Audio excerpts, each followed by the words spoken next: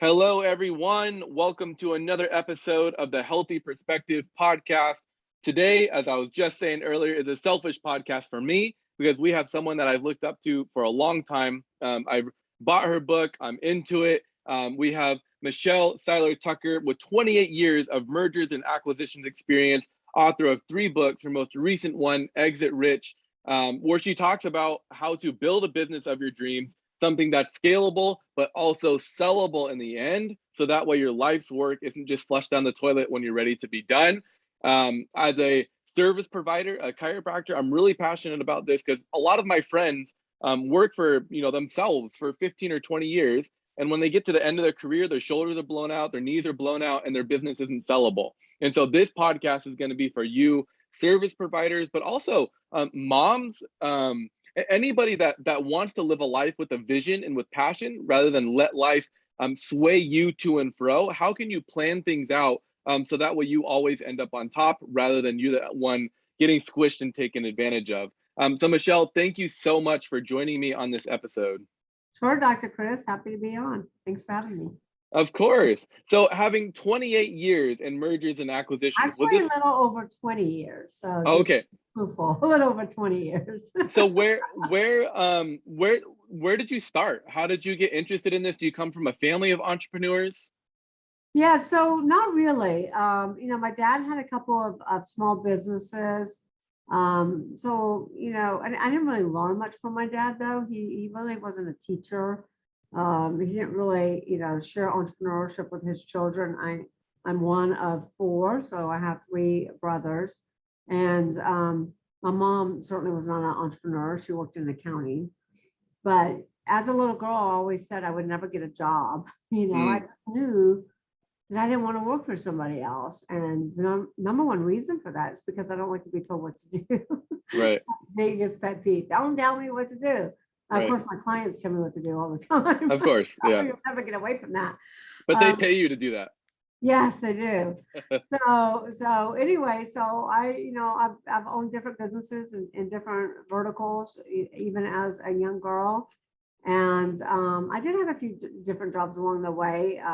One of the biggest jobs I had was Xerox. Xerox actually recruited me into a high volume manager, and within 6 months promoted me to senior vice president over the entire South region. Wow. Overseeing over 100 salespeople. Wow. And I realized very quickly that, what am I doing? I always said I want to work for somebody else. And I certainly didn't want to work in corporate America because you can't get anything done.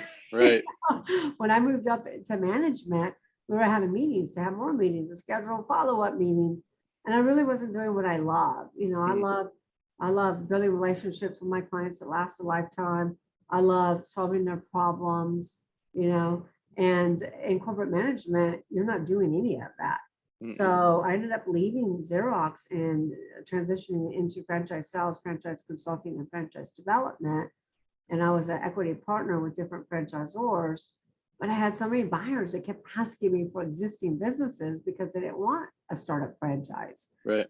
They didn't want, somebody dictating to them what they have to do and how they have to do it. And so I ended up, I kept saying, no, that's not what we do. And I had so many different franchises I was working with, franchisors. And I decided, why am I saying no? I'm all about law of attraction, Right. I'm a big Bob Proctor fan. And I said, I need to start saying yes. And that was a little over probably 22, 23 years ago that I said, yeah, I'm going to start selling businesses. And I walked into my very first mergers and acquisitions convention where there were about 3,000 men. There were no women. Wow. And I walked in and I said, honey, you're at the wrong conference. Dermatology is down the hall. I said, honey, I think you're at the wrong conference. I'm here for M&A. Wow. That was 22 plus years ago. And I started transitioning out of the franchise sales, franchise consulting. I still do a little bit of it, for special clients that I really like. And I'm passionate about that particular, industry, that niche. But that was over 22 years ago. And that was hundreds upon hundreds of business transactions ago. So since I've been in this industry, I'm a Merger Acquisition Master Intermediary, certified Senior Business Analyst, and a bunch of other acronyms. but we really specialize in not just selling companies, we really specialize in buying them. Sometimes we buy them, we flip them, or we help buyers buy them. We've helped so many first-time buyers buy, the American dream so that they can have quality of life. And we also specialize in fixing the businesses and then growing them to sell for their desired sales price. So specialize in buying, selling, fixing, growing. I also partner with business owners, investing my money, my time, energy, resources in which to build their business to exit for their desired price so they can exit rich, not poor. And that's my background. I've written a few books on the subject, and that's, it's really my passion. It's amazing, and coming from a service professional perspective, I just had a patient the other day. He owns a heating and cooling business, has a few residential, a few commercial clients. They want to move out of state, but the business is what's keeping them here. And I asked him, have you ever thought about selling? And it's like the furthest thought from our minds, because as service professionals, we're used to making money with our hands and with our actions, that very rarely do we actually think about, man, what if I needed to move? What if something happened and I couldn't work in it anymore? Am I actually building a business? So I think what would be really helpful, and like I said, selfish for me, would you go into just kind of the principles of building a business that is actually scalable? What are some of the things, or sellable, I guess both, what are the things that you look for? What are, when you're investing in a business that you want to fix up, what are the most common things that you're seeing that you change or bring value to, so that way it can sell for higher down the road? Sure. So that's a lot to unpack right there. So let's get started. But Steve Forbes, who endorsed Exit Rich, states that 80% of businesses on the market will never sell. And it's important to bring that up because that's a pretty startling statistic facing most business owners. That means you have less than a 20% chance of success. Right. And that's pretty slim. Yeah. And so there's so many reasons for that. There's so many reasons why businesses don't sell. One of the number one reasons is because business owners have created themselves a glorified job that they go to work at every day versus a business that actually works for them, especially in the service industry. Right. I had a dentist that came to me that wants to sell his practice. He's been in business for 50 years, has 3 dental hygienists, no other dentist. And he said, Michelle, can you sell my business? And I said, yes, I can sell your business, but I can't maximize value because you are the business and your 3 dental hygienists that are your daughters are the business. So there's going to be language in there to mitigate the buyer's risk, like they're going to require you and your daughters to stay on for 2 to 3 years because when you leave, the patients leave. And he said, well, honey, we're not staying. I said, well, then, honey, you're not selling. Because the minute y'all leave is the minute that the patients leave. So it's very imperative for all business owners, especially service business owners, to really think about the end game. Like Stephen Covey always says, start with the end in mind. And in my book, Exit Rich, we talk about the STGPS exit model.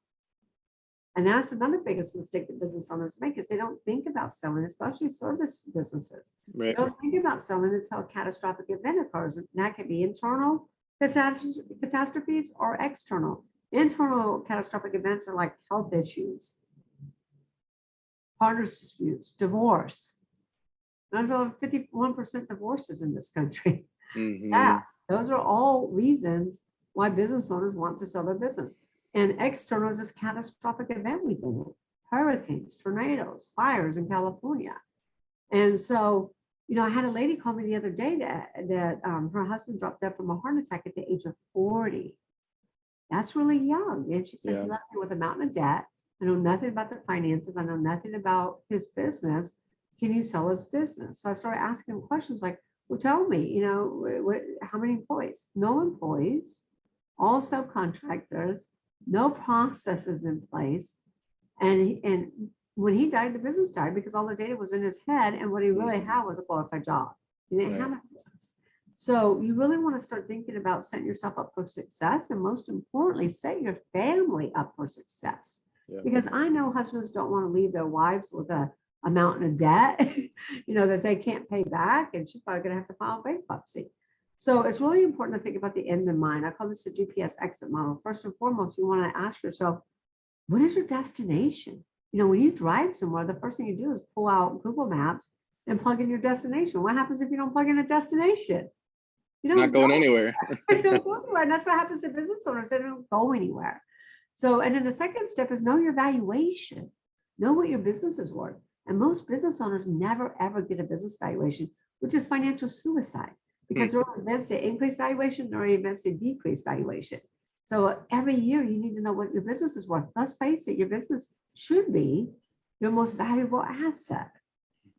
And for all of us who have kids, we plan out our kids' entire life. We plan where they're going to go preschool, junior high, college, who they're going to marry, etc. But we don't take our most valuable asset and make a plan.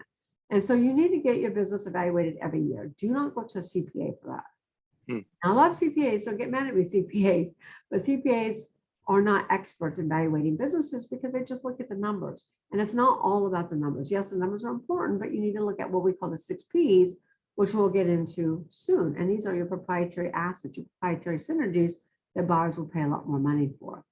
And then you got to figure out, okay, what's my time frame? So let's say your destination is to sell for $5 million. What are you worth today? Let's say you're worth $1 million. Then you need to determine what's your time frame. Let's say you want to do this in 5 years. And the next big step is who are your buyers going to be? And notice I said buyers. Now, if you're in a service industry, this can be challenging because if you're a chiropractor, unless you have other chiropractors working for you, you have to sell to a chiropractor, right? Same thing with a dentist, same thing with a lawyer, same thing with a plumber, same thing with an electrician. So there's 5 types of buyers. Number one are first-time buyers. 90% of buyers are first-time buyers. They don't buy $5 million companies. They typically buy smaller businesses. And then you have your turnaround specialists that buy, distressed assets, and they grow it, fix it, sell it for a profit. Then you got private equity groups that buy based on platform and add-ons. There's private equity groups that are in chiropractic. I mean, my husband and I have multidisciplinary clinics in Louisiana, and we're getting calls from private equity groups all the time that want to buy us out. And then you got strategic competitors, and the last type of buyers, sophisticated entrepreneurs. So then you got to figure out, well, gosh, if I want to sell for $5 million, what are the characteristics? What are the synergies these buyers are looking for? What will make one buyer pay more and outbid everybody else? And then where my numbers have to be? Where's my gross, my operating expenses, my EBITDA, earnings before interest, taxes, depreciation, amortization.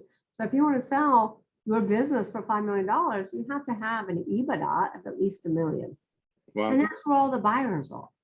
That should be every business owner's goal, is to get your EBITDA over $1 million. And y'all might be saying, look, lady, I'm a small business owner, I can't get my EBITDA, over $1 million. You can, and you will, if you follow the principles and strategies and techniques in my book, which is most importantly, build your business with the proper infrastructure on the 6 Ps. And then the last step is why. I know you're big about the why, Chris.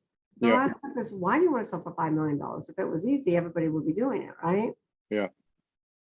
And so the next thing is build your business on the infrastructure, which we call the 6 Ps. The first P is people. And in the service businesses, this is number one for you. Yeah. You don't build a business, you build people, and people build a business. So a chiropractor has to have other chiropractors, otherwise you have a job. Yep. Yeah. Is that what you would say is the number one differentiating factor between owning a business and owning a job, is having other people that do what you do? 1,000%. The difference between owning a business and owning a job you go to work for, a business works for you. Love it. So good. A job, you work in it, you're working in the weeds. A business, you're working on it. I love it. My husband doesn't adjust anymore. He won't even adjust me. So my husband doesn't adjust anymore. He works on the business. He doesn't work in the business. Love it. And a business is when you can take a vacation, when you can leave town for a month and your business still operates without you. That's the big difference between a business and a job. Gotcha. Thank you. That's helpful. Sorry for interrupting. No, you're fine. And so the second P, if you want to know the second P, I don't know if you want to know the yes. The second P is your product. This is your product, your industry, your service. And you got to ask yourself, is your product on the way up or on the way out? During this pandemic, restaurants were on the way out. Thousands upon thousands of restaurants closed. So you want to ask yourself, do you have an Amazon or do you have a Blockbuster? And you always want to sell when you're in your prime. What happens is business owners will call me all burned out and they'll say, oh, Michelle, I can't do this anymore. I hate employees. I can't do it. Or I have health issues, or I have this. And I always ask them, well, what do you want to sell for? What's your desired sales price? And they always give me unrealistic numbers. Because most business owners think their business is, it's like your kid. You think you have the prettiest kid in the world. Most business owners think they have the prettiest baby business in the world. And so they want to sell for maximum value, but they'll say, oh, Michelle, I want to sell for 10 million. And their EBITDA is 100,000. And so because business owners don't base their number on the value of their business, they base the number they want to sell for on what they feel like they need to enter the next phase of their life, whether that's retirement, whether that's buying a new business, starting something, etc. So the value is based upon what your business is worth to a buyer. So that product is huge. Like chiropractic is not going anywhere. No. In my opinion, it's not going anywhere. But there are industries that are dying. So you want to look at that.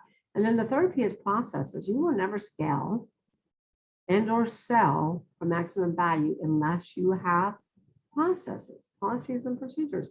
But here's the problem with processes. Most business owners get this wrong because most business owners set their processes around the owner's experience, not around the client or the patient experience.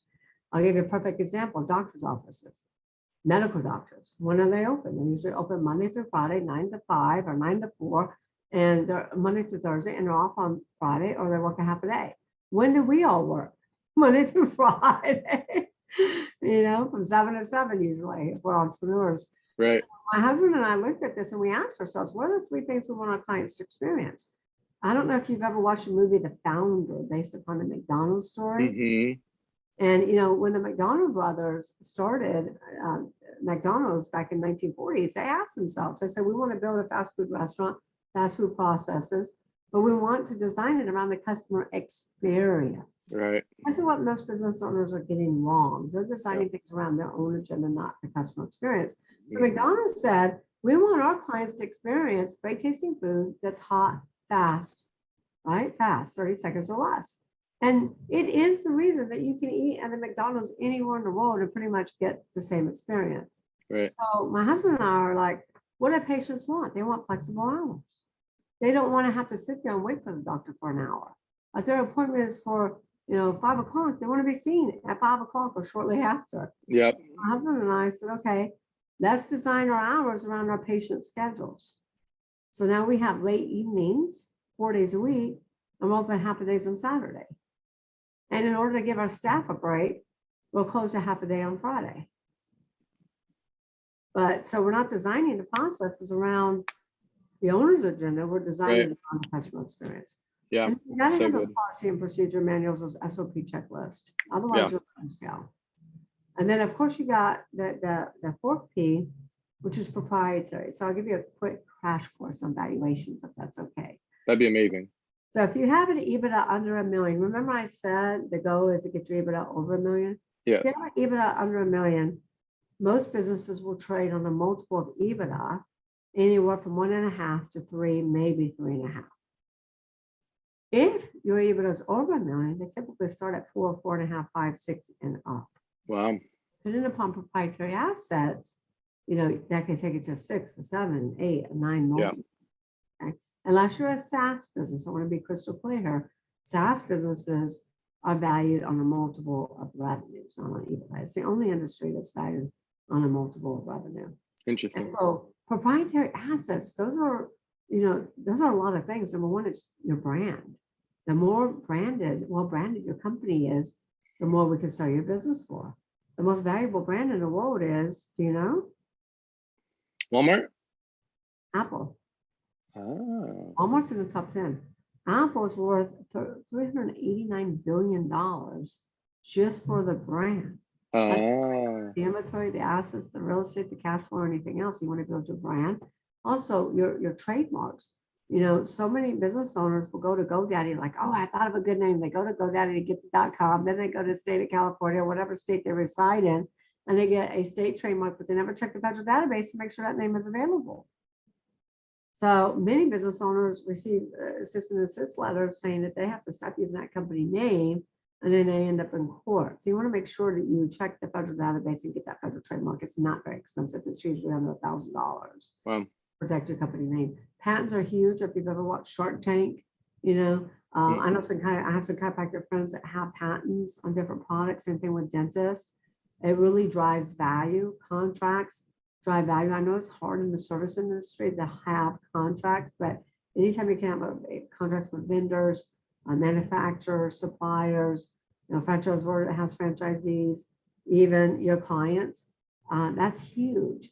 And there are chiropractors in different service businesses that have recurring revenue streams. And that's really important to buyers because buyers look at that as future growth, right? And they'll pay a higher multiple for a recurring revenue stream. You just want to make sure you have that transferability clause in your contracts because most business owners don't, and 98% of all sales are asset sales.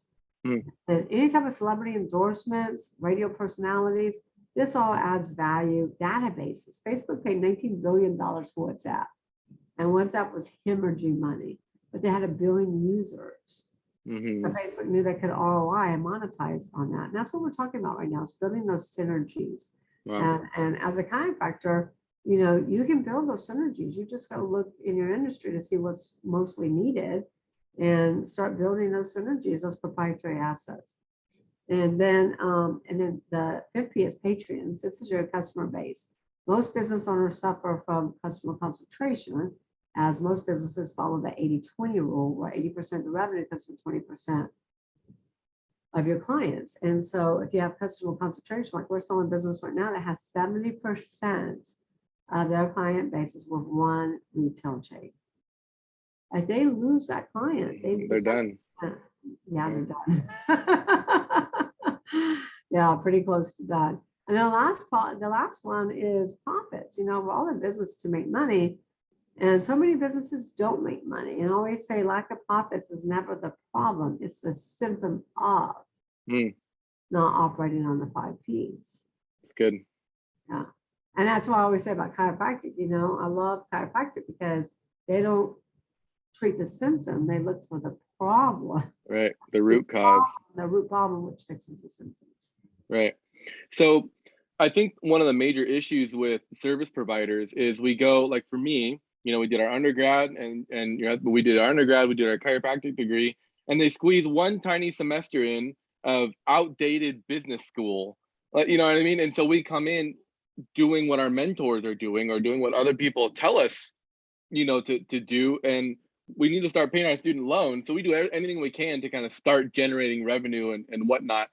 When is the time to start thinking like this? Do you do this from the beginning, or once you have kind of, you're on your feet a little bit? How do you really start to understand these principles as a service provider, not really understanding the big picture as a business owner? I always say from the beginning, because here's the bottom line. Yes, you're right. Your chiropractor service owners are really just trying to make ends meet. They're just trying to pay their bills and pay off their student debt. I get that. My husband was kind of the same way. My husband was a little bit different because he already had business experience. He owned some other kind of businesses. He went to chiropractic school a little bit later in life. So he was a little bit different, but I would say it's best to read Exit Rich and follow these principles from the beginning, because if you start from the beginning building your business up correctly, it might be a little bit more difficult in the beginning, but it's going to set you up for success. Yeah. Rather than being in business 5 years and now go try to do it. Right. Right. Really do it from the beginning. Figure out what your end game is, because here's the bottom line: if you build a business to sell for millions, and even if you decide not to sell, that's okay, because at least you have a better machine. You have a better profitable business. And if something was to happen, you have a sellable asset. Right. So I kind of say from the beginning, because like you said, they don't teach you business school. It's like going to college. They don't teach any of these students any technical skills. They don't teach them anything practical. They teach them theory. And that's why, you see most interns doing internships. And that's why I say you really got to start with the principles from the beginning. Yeah. Yeah, I love it. And that's what I love about principles. It's like, it's not this quick get rich quick scheme that's going to be, done. Like your principles last pre-COVID, post-COVID, post World War, whatever it is, like these are the principles of growing your business. Like you said, just like chiropractic, like if your nervous system isn't working well, your body's not going to be working well, whether you have cancer, whether you have back pain, whether you are blind, like, you know what I mean? Like no matter the state of your body, it's better to have a healthy nervous system. So I love that your whole philosophy is based on principles and not just, here's the thing that I learned, I'm going to make a quick, few $1 million. I really appreciate your time. I don't want to, take too much of it. When people are looking for, to learn more about this, obviously they can go, read your book. Where can people learn more about you? How can people connect with you? So a few things. Number one, I have my own podcast called Exit Rich. And I just interviewed the gentleman that founded Snap Fitness and sold it twice. So the first time for 40 million and the second time for 30 million. Wow. Story. So go listen to my Exit Rich podcast. You can connect with me at seilertucker.com. That's seilertucker.com. You can follow me on social media, Michelle Seiler Tucker, on LinkedIn, Facebook, Twitter. We're everywhere. And then I encourage everyone to get Exit Rich, because Exit Rich is not just about selling your company. Right. Exit Rich is about building a scalable, sustainable, sellable asset from the beginning. Right.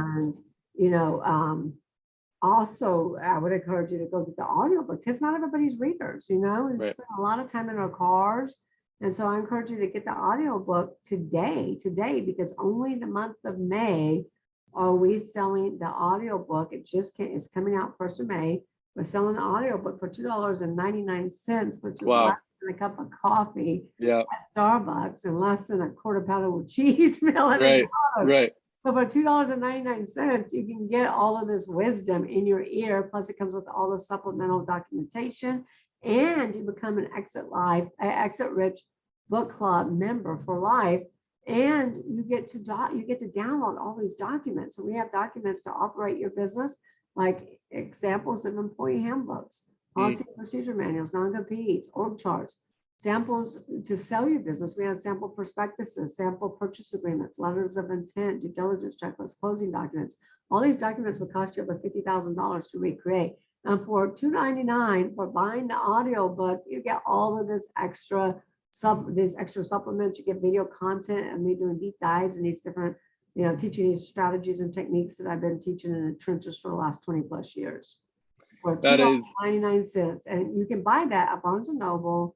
You can buy that at Apple, and you can buy that at Kobo in the month of May. After May, it goes up to $24. Okay. Can we pre-order now? Is that what you're talking about? No, just order it May in the month of May. 1st. Yeah. Gotcha. Perfect. Anytime in the month of May. Got it.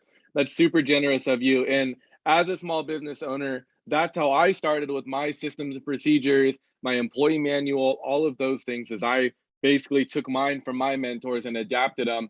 And it saved me countless hours of putting it all together myself. So for those of you service providers that are listening, highly encourage you to do that. It will take the headache out of making your business scalable. And I don't know, I don't want to throw concrete numbers out there, but let's say you take just a chiropractic office, for example, that has 0 systems and procedures or employee manual. They download yours, make it applicable to their practice. What would you say that business would be worth pre and post?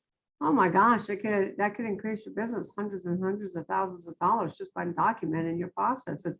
The other thing I forgot to talk about that's very important for service businesses, especially chiropractic, is in products. You need to make sure you have multiple congruent revenue streams. Yeah. You don't want to get paid one way. That's what happened in the restaurant industry. They get paid one way. They get paid when people dine and people take food out. You want to make sure in chiropractic, that's one thing I did for my husband's business in over 20 plus years ago. I looked at his business and I said, you have one revenue source. You have all insurance. And insurance doesn't pay well. Right. You need multiple streams of revenue. That's when we open up personal injury. That's when we open up workers' comp. That's when I started selling supplements and things of that nature. For all service providers, all businesses, you want to make sure you have those multiple congruent revenue streams. Mm-hmm. Don't get paid one way. Right. Yep. Because something as simple as a little tiny microscopic virus can destroy your whole business if you only have one way of making money. So if any of you need help with that, I'm more than happy to take the time, message me on Instagram. I'd be more than happy to troubleshoot. I'm sure Michelle would be more than generous to answer any questions, and her book will probably answer all of them anyways. I hope this podcast was helpful. I know for me, I enjoyed the experience thoroughly. So thank you so much for joining me, Michelle. Thank you. Thanks, Chris, for having me on.